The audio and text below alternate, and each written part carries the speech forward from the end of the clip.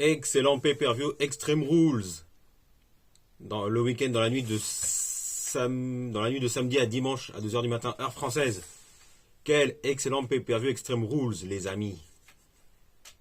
Et il s'est passé beaucoup de choses. Le pay-per-view Extreme Rules était très extrême, vu qu'il y avait toutes les stipulations dans ce pay-per-view, ce qui n'était plus arrivé depuis un long moment. Et le pay-per-view Extreme Rules était excellent. Et le grand moment, c'est le grand retour de Bray Wyatt qui était excellent, avec toutes les références à la Firefly Funhouse. Et Bray Wyatt qui revient avec son ancienne gimmick, vu qu'il est revenu avec sa superbe lumière. Et dès qu'il souffle dès qu'il éteint la lumière à lui tout seul, comment dire, il y a une référence, il y a la référence à la Wyatt Family. Mais ça, on y reviendra à la fin de vidéo. On va s'intéresser au match vite fait, vu que c'est le retour de Bray Wyatt, le grand retour de Bray Wyatt à Extreme Rules qui nous intéresse énormément. Tout d'abord, en match d'ouverture, on a le match par équipe sans disqualification entre les Brawling Brutes avec Sheamus, Butch alias Pete Dunne et Ridge Holland face à Imperium avec le Ring General Gunther. Et aussi avec Ludwig Kaiser et Giovanni Vinci.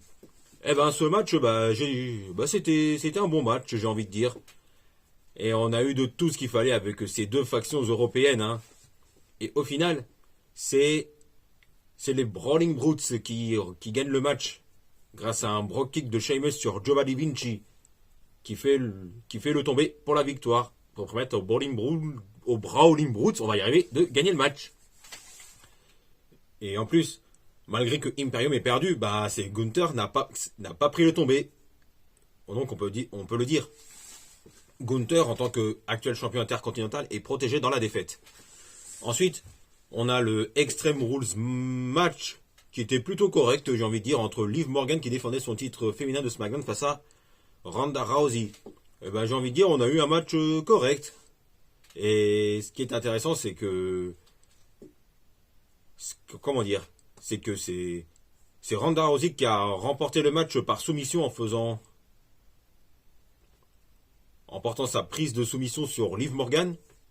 Mais ce qui était intéressant, c'est que bien que Ronda Rousey ait regagné le titre féminin de SmackDown, c'est que Liv Morgan, après avoir perdu son titre, sourit après avoir se réveille et sourit malgré la défaite.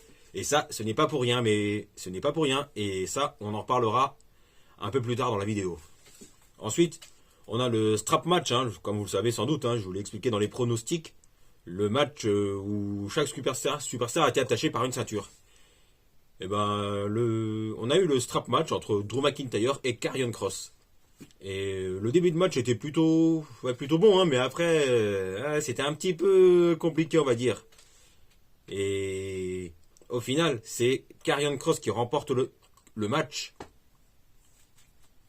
en portant sa prise de finition qui est son sorte de coup de coude ou je ne sais quoi. Là, j'ai oublié sa prise de finition à Karrion Kross qui remporte le match face à Drew McIntyre. Et ça, c'est une très bonne idée afin de continuer sur la lancée de Karrion Kross depuis qu'il est revenu à la WWE. Et je pense que Karrion Kross va avoir un très gros push à venir, avec pourquoi pas une opportunité pour le titre WWE Universal face à Roman Reigns plus tard.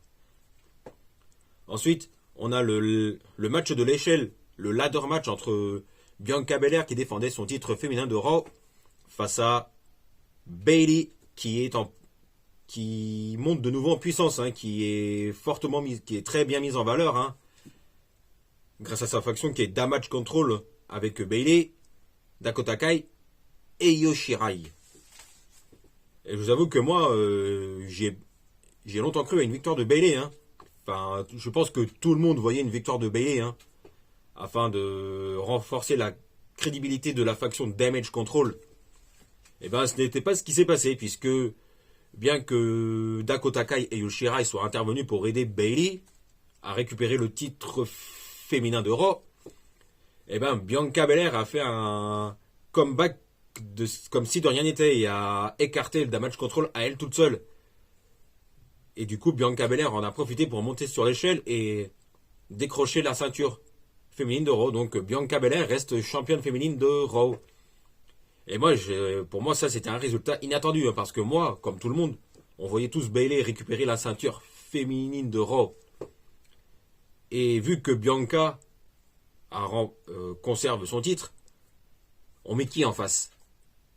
Je pense qu'il ne reste plus que Rhea Ripley, hein, pour prendre le titre féminin de Raw à Bianca pour plus tard.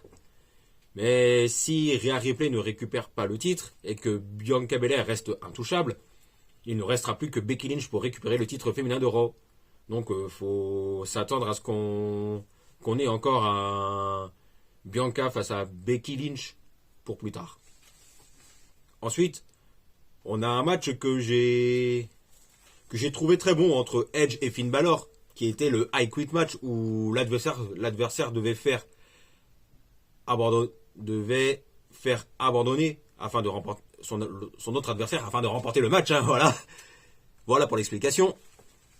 Et on a eu de tout dans ce match, hein. On a eu les interventions du Judgment Day, les interventions de Rey Mysterio. En fait, dans un premier temps, le Judgment Day est venu aider Finn Balor, mais ensuite Rey Mysterio est venu sauver Edge. Mais bon, venait Edge, sans succès, je crois. Wow. Là, je m'en souviens même plus si... Là, ouais, Rey Mysterio est venu aider Edge, bien après. Mais ce qui était intéressant, c'est qu'on a eu l'intervention de Beth Phoenix, qui, dans la vraie vie, est la femme de Edge. Et en fait, ce qui s'est passé, c'est que Edge était attaché sur les cordes, était menotté près des cordes. Et Beth Phoenix est arrivée pour détacher Edge, qui est revenu comme si de rien n'était et qui a porté des spires à tout va, hein. Mais bon, le problème, après, ce qui est intéressant, du coup, c'est que Rhea Ripley est venue mettre un coup de chaise à Beth Phoenix. Et alors que Rhea Ripley était à ça de porter le concerto à Beth Phoenix, et ben Edge a préféré dire I quit et a préféré dire j'abandonne afin de protéger sa femme, mais ça n'a rien changé du tout puisque Rhea Ripley a quand même porté le concerto sur Beth Phoenix. Et le concerto, hein, pour vous expliquer pour les plus anciens, hein, je pense que les anciens ont la référence, hein, le concerto était une prise qui était régulièrement utilisée par les Rated RKO, hein, l'équipe avec Edge et Randy Orton. Pour les anciens, comme moi. Donc, qu'est-ce qui va se passer après? Et donc, du coup, Finn Balor remporte le I Quit match. Donc, Finn Balor, hein, est actuellement en plein push, hein, et qui est très bien mis en valeur aussi, hein. Donc, on peut s'attendre à ce que Finn Balor ait un énorme push plus tard. Et qu'en sera-t-il de la suite? Pour ce qui est de la suite de la rivalité entre Edge et le Judgment Day, ça va continuer, hein. Il n'y a pas de doute, hein, dessus.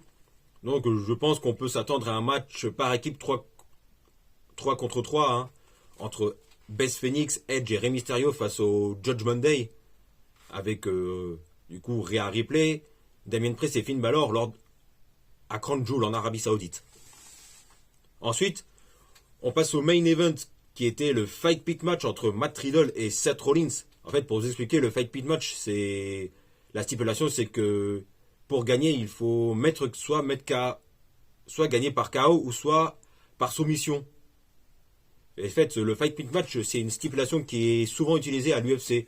Et en parlant du UFC, c'est Daniel Cormier qui était l'arbitre du Fight Pit match. Et le match qui était plutôt bon, j'ai envie de dire, hein. Et au final, c'est Matt Riddle qui remporte le Fight Pit match dans le main event pour revenir à égalité, une victoire partout. Et du coup, hein, la rivalité entre Riddle et Rollins continue, hein, et c'est quasi sûr qu'on aura la belle, c'est-à-dire le match final entre Riddle et Rollins à Crown Jewel en Arabie Saoudite. Et au passage, hein, Daniel Cormier, la légende de l'UFC, a fait son très bon boulot d'arbitre spécial, hein. Et ensuite, c'est après que c'est très intéressant, puisque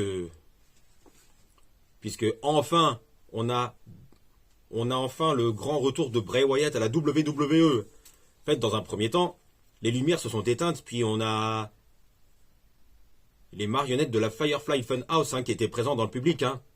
Enfin, c'est des gens qui étaient déguisés en marionnettes de la Firefly Funhouse.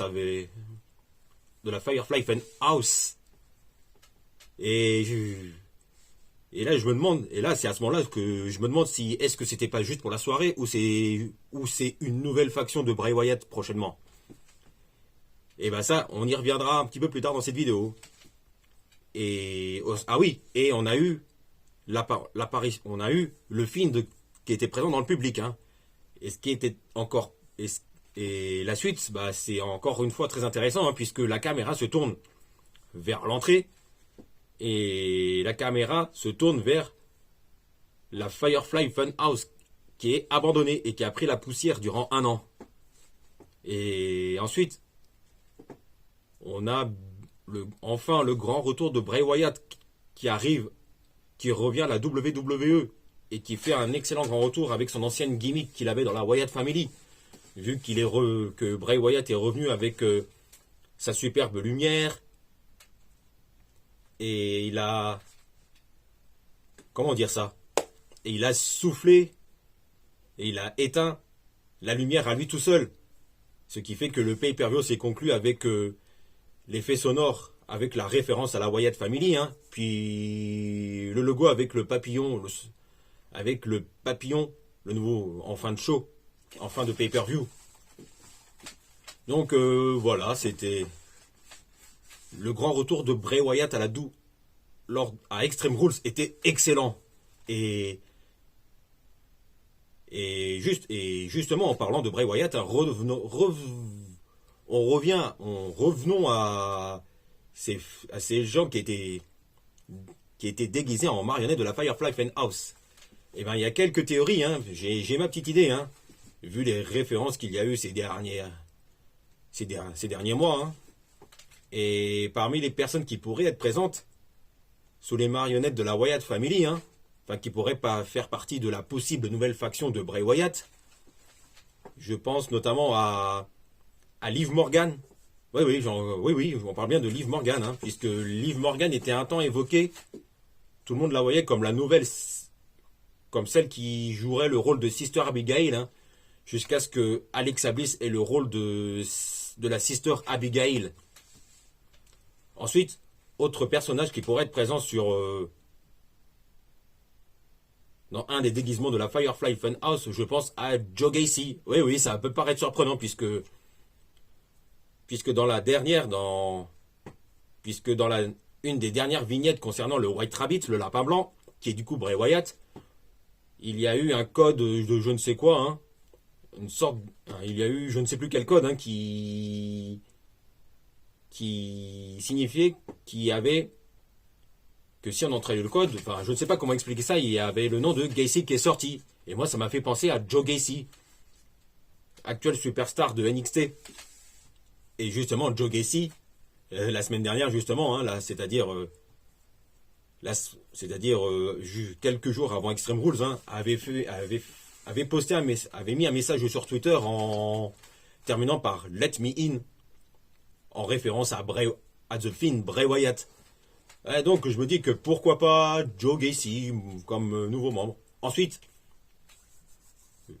autre membre qui pourrait faire partie de la nouvelle faction de Bray Wyatt, c'est Bo Dallas, qui est le frère de Bray Wyatt, puisque d'après les rumeurs, Bo Dallas devrait revenir à la WWE prochainement. J'ai vu ça sur Catch News et Catch au quotidien. Donc Bo Dallas va revenir très prochainement à la WWE. Et ça, c'est une excellente nouvelle. Donc pourquoi pas Bo Dallas en tant que membre de la nouvelle faction de Bray Wyatt. Voilà, c'était un énorme plaisir d'avoir fait cette vidéo avec vous. C'était un énorme plaisir. Et sur ce, n'oubliez pas de vous abonner en cliquant sur la petite cloche et pour être informé de la sortie des prochaines vidéos. Et puis c'est tout. Allez, salut